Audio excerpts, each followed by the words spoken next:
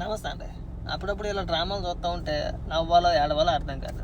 మొన్న నాకు సభ పెట్టుకున్నారు కదా, ఏదో దళిత క్రైస్తవుల సమర సంఖారావు అని చెప్పేసి నాకు సభ పెట్టుకున్నారు.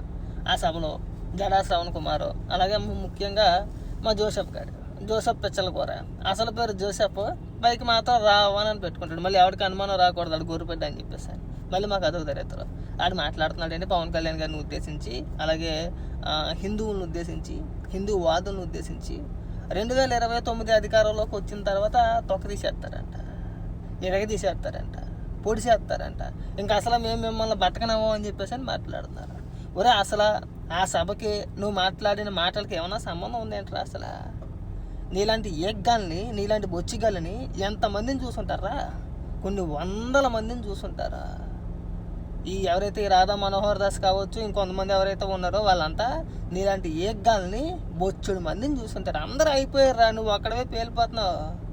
అలాగే ఉప ముఖ్యమంత్రి పవన్ కళ్యాణ్ గారిని ఉద్దేశించి నోట్లో ఏం పెట్టుకున్నావు, నోట్లో మా అని చెప్పేసి ఆపేసాడు లోఫర్. అది వీడు మేము కూడా అనగలుగుతారా నిన్ను? అన్నం పెద్ద విశేషం ఏమి కాదు.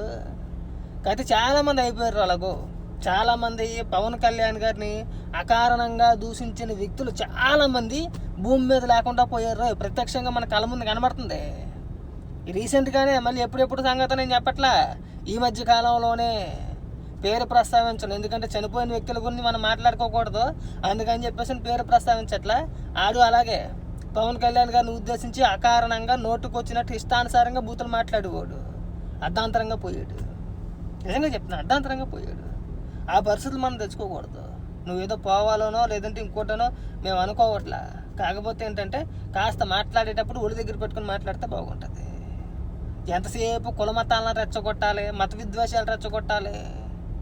పైకి పకోడీగాని చూసేట్టు భయపడిపోతున్నట్టు అందరూ. ఈ బొగడాగాని చూసి నేను ఆడాన్ని చూసి భయపడతాడు ఏట్రా? అసలు ఏముందని చెప్పేసి ఏమంత పెద్ద పోటీగాళ్ళని చెప్పేసి అంటారా మీరు?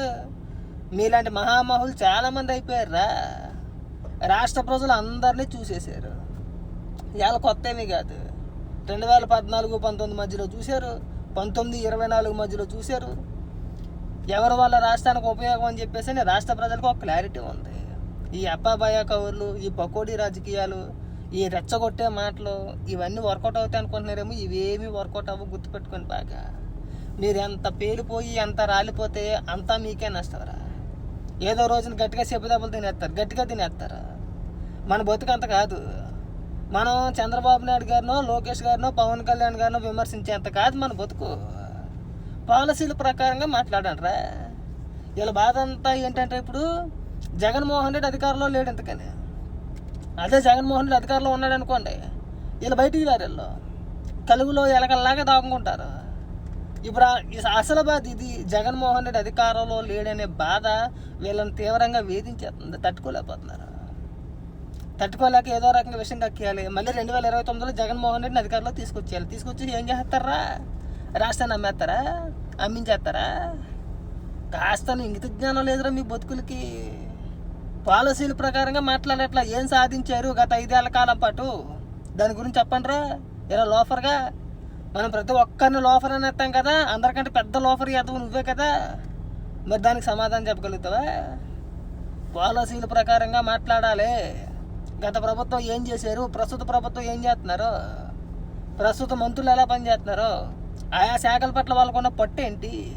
ఉదాహరణకి ఎవరో వద్దు, నారా లోకేష్ గారిని తీసుకో.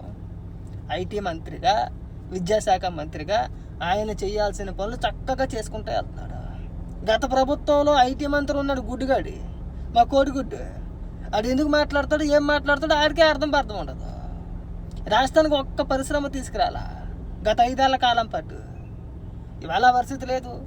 పరిశ్రమలు వస్తున్నాయి, విద్యా వ్యవస్థను బాగు చేస్తున్నారు. ప్రభుత్వ పాఠశాలల్లో అత్యధిక మార్కులు వచ్చిన విద్యార్థులను ప్రోత్సహిస్తున్నారు. ఇన్ని మార్కులు వచ్చినాయని చెప్పేసి ఏ రోజైనా ప్రభుత్వ పాఠశాలల్లో విద్యార్థుల ఫోటోలు ఏ రోజైనా సరే పేపర్లో మనం చూసామా? ప్రభుత్వమే ప్రకటన ఇచ్చింది. ఆ స్థాయికి తీసుకెళ్లారు. ఇక పరిశ్రమల గురించి చెప్పుకోవాలంటే ఒక రోజు అట్టుద్ది. ఇవన్నీ తెలుసుకొని మాట్లాడితే బాగుంటుంది లోపల వల్లరా.